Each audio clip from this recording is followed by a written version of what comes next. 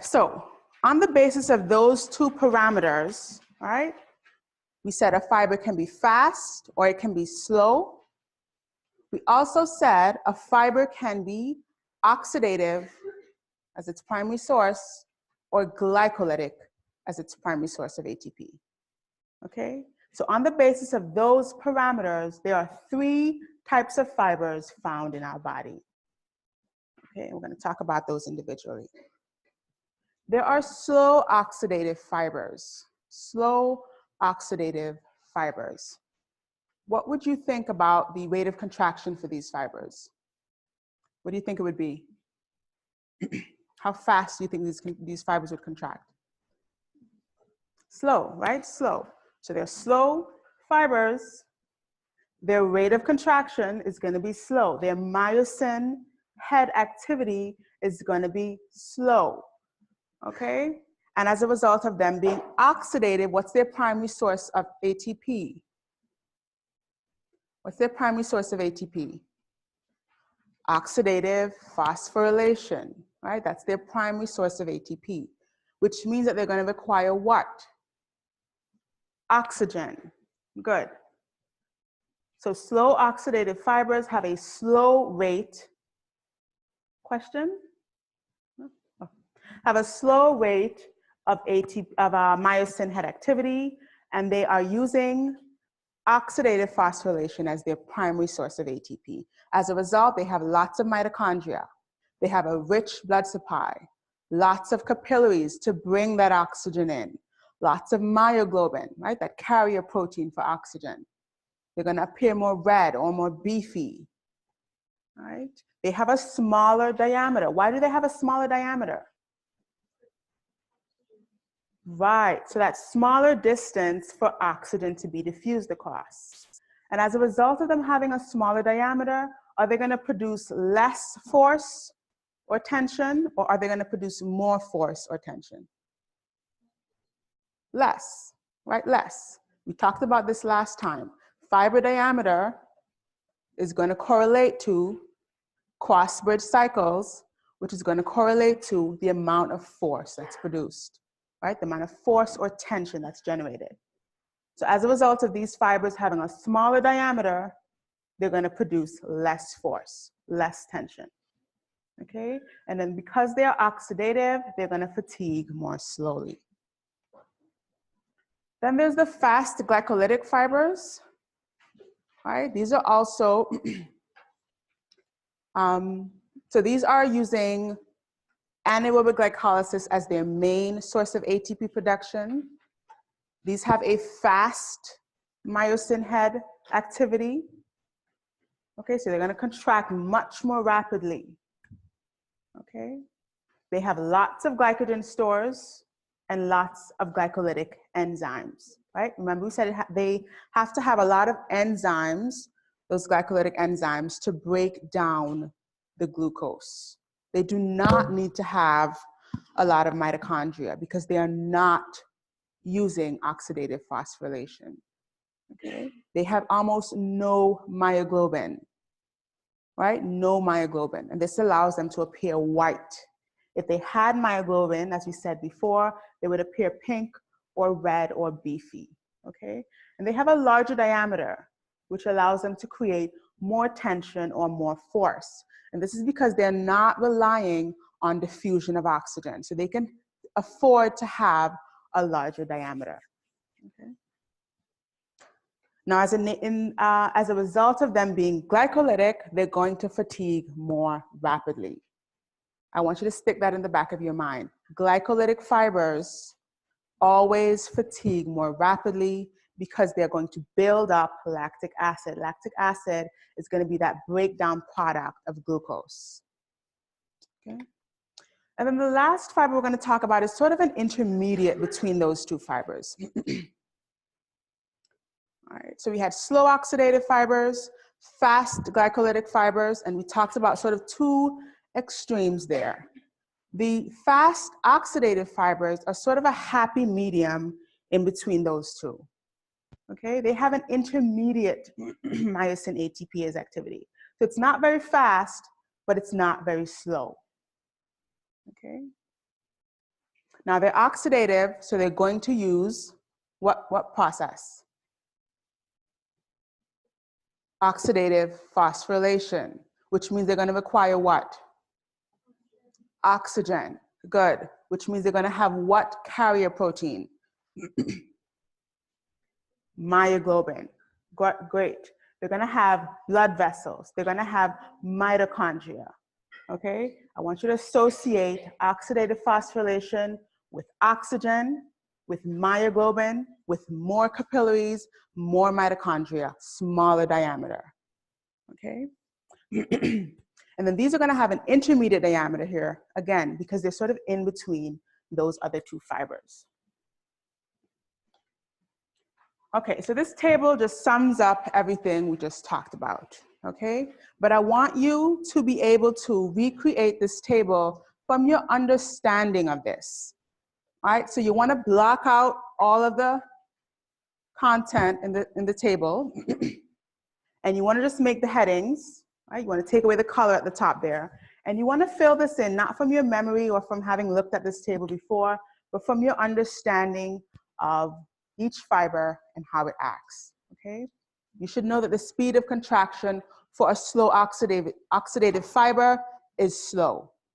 The speed of contraction for a fast glycolytic fiber is fast. Again, not from memorizing it, but from understanding the different fibers.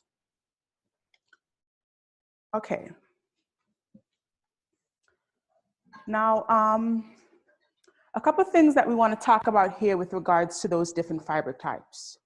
First of all, although we have different fiber types, fast glycolytic, slow oxidative, they're all found in all muscle. Okay, so there's no muscle group, for example, the biceps or the triceps, that has only one fiber. They're all mixed within each muscle group. Okay, that's the first thing. All right.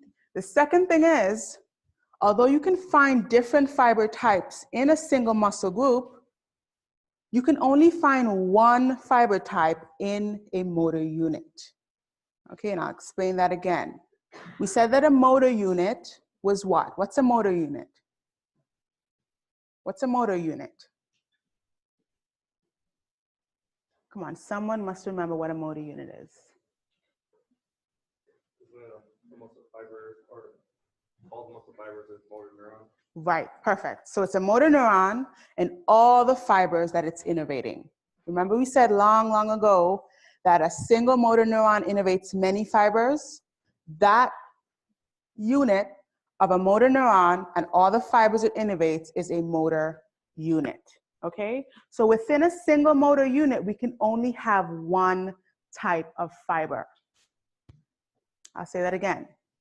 We have a muscle body or muscle group, your biceps or your triceps. Within that muscle, you can find different fiber types. But in a single motor unit attached to one motor neuron, you're only going to find one fiber type. Okay, then you'll see another motor unit with another fiber type, and so on and so forth. Now, when we talk about recruitment, so we talked about recruitment a little bit last time. Recruitment applies to fibers as well. And there is an order of recruitment for fiber types as well. So let's say you're lifting something heavy, right? And you start recruiting, you start calling on more muscles to generate more force. You are going to recruit your slow oxidative fibers before you recruit your fast oxidative fibers. Okay, again, it's just more efficient. Slower oxidative fibers are attached to smaller motor units, and it's going to follow that same size principle. What did we say the size principle was? What's the size principle?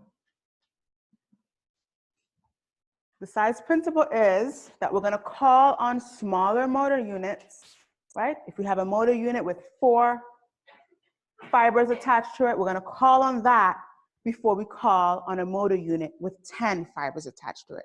So this order of recruitment is going to follow the size principle. All right, so the last thing we're really going to talk about before we wrap up is fatigue. All right, fatigue. So fatigue is, what is fatigue?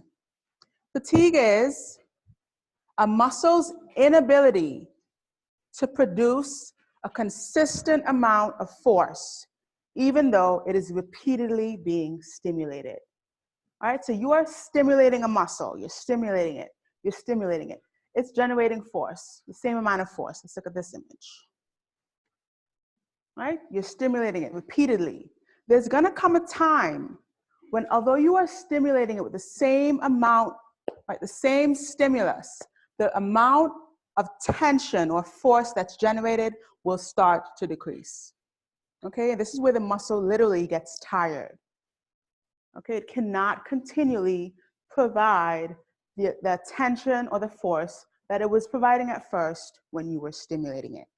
Okay, it's also the phenomenon that after a fused tetanic contraction, so if you stimulated a muscle continuously so that it produced a tetanic contraction, if you try to stimulate it again, it would not generate nearly as much force. Again, this is because the muscle has been fatigued. So let's look at the causes of fatigue. All right, so we went back a few slides here. So the causes of fatigue, and we only have a couple minutes, are the buildup of glycolytic, of lactate and glycolytic fibers. So remember we said the buildup of lactate, which is the breakdown product of glucose, causes muscles to fatigue. All right, stronger contractions increase fatigue. Why? Because they're going to be blocking off the blood supply. If a muscle is rapidly contracting, it will eventually occlude the blood vessels that surround it. Then there's the idea of neuromuscular fatigue. And neuromuscular fatigue is where you are stimulating a muscle so much, right? So much that the amount of acetylcholine at the neuromuscular junction runs out. There's just not enough acetylcholine to continuously provide muscle contraction. And we said that if there's no acetylcholine, we do not have an end plate potential. All right? Then there's altered enzyme activity. When lactic acid begins to build up, it's going to change the pH of that muscle fiber, right? It's an acid. So it's going to make that environment more acidic. And in that environment, some of the enzymes alter in their function. All right, and the recovery time for high intensity fatigue is going to be a couple hours, minutes to hours. And lastly, we're going to talk about causes of fatigue with low intensity exercise, and that is going to be the depletion of glycogen. That's the main source of fatigue with low intensity exercise, the depletion of glycogen. Now, the last thing we're probably going to wrap up with is the psychological component to fatigue. So the belief is that there is an additional component, right, a psychological component that will determine whether or not your muscle stops functioning. So if you look at athletes that can run for the longest, or can lift the heaviest, or can jump the highest, their muscle is now maybe a little bit more toned or well developed, but there's also that psychological component that we call a will to win that will determine their muscle function or their performance, their athletic performance.